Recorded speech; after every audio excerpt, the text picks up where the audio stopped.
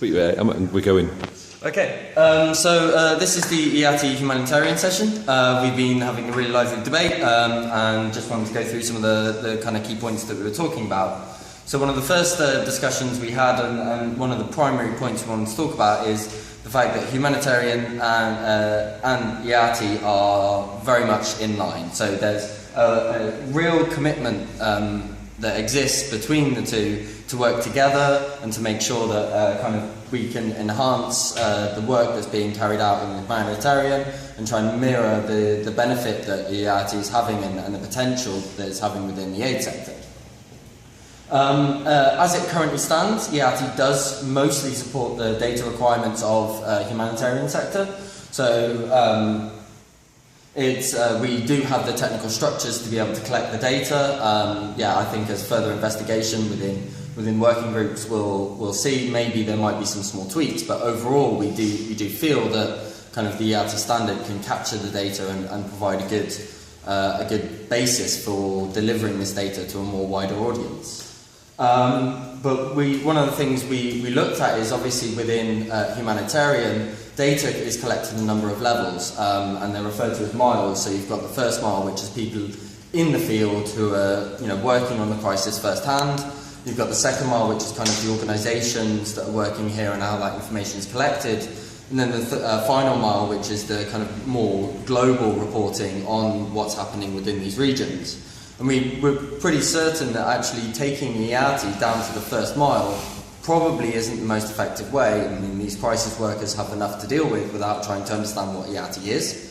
Also, the kind of data and the expansiveness of the data probably doesn't mean that it's suitable. People want to be able to fill in all the activities they're collecting. They don't want to have to kind of then look at, I need to know all of the transactions that my organisation is working with, or the budgets. It should be much more kind of on a granular level on what's relevant. But then when we start to enter into a more kind of traditional reporting method, so in the second mile and upwards, we should be looking at the IATI standard as a way and a method to provide this data further up into the chain and then publishing globally. So that kind of feeds in, because the next point is that results and output is kind of the core of this first mile. That's what's being reported through humanitarian aid and humanitarian data. It's not necessarily the kind of traditional donor level transactions and monetary. It's more about information about what's actually happening, what the benefit, surveys around the baseline, and things that are happening in kind and beneficiaries. So, there's a whole bunch of stuff that's going on that can't be tracked within transactions. So we're looking at the kind of results framework of IATI to really capture this information. But obviously, if we're recording results, we need to make sure we can track the chain. So we need to find a way to be able to take results information and actually link it to the high level transactions of the donors, while obviously not skipping all the levels in the middle. So there's definitely some work in making sure that the things and the tools that the standard provides to be able to do this linking are actually implemented within the humanitarian data chain. The core of this, we have to make sure that if we do work more closely within IATI in the humanitarian sector, we're not increasing the reporting burden. The humanitarian effort itself is hugely stretched based on the funds available and obviously the immediacy of the need of people being helped. So adding huge extra reporting requirements to these people doesn't make any sense. We've got to make sure that actually the fundamental reporting is done in line and isn't an additional burden, and if we do change things, we replace or make it easier for these people to provide the information so they can spend more time actually doing the work that really counts.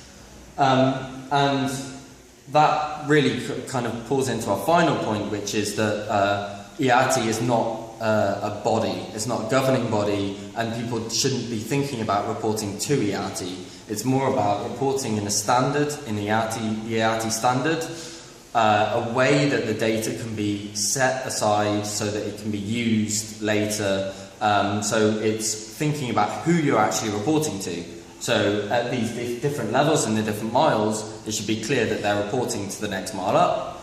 And then obviously in the final mile, it should be clear that they're reporting globally to governments and to the public. So it's not to IATI itself, that's just the vehicle that's being used, and the kind of, reporting is done on a global basis. So I think that covers everything. This is Thumbs up. the rest of everybody. Thank you very much.